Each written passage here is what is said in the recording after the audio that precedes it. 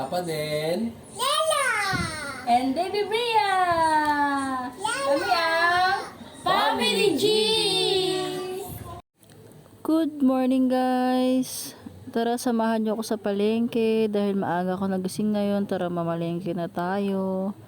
Nag-e-bike na ako para mabilis lang din ako makabalik kasi nag-aantay si Papa din at siya ay may pasok pa sa trabaho.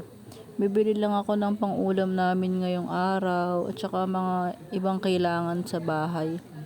Ayan, dyan na lang ako bumili sa may grocery dyan ng sabon, shampoo, pang kape namin.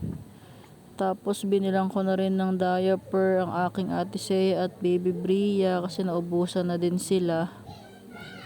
Tapos may kasakatabi, mayroon na rin itlogan. Bumili na rin ako, grabe mga bilihin na ngayon no. Ang mamahal na talaga. Ngayon bumili na rin muna ako ng gulay para sa lulutuin naming ulam. Walaan nyo kung ano ulam namin. Joke lang.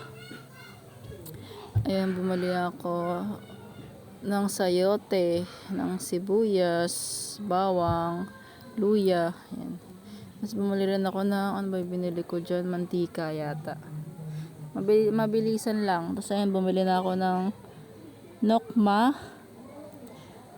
Ang ating main ingredients sa ulam namin.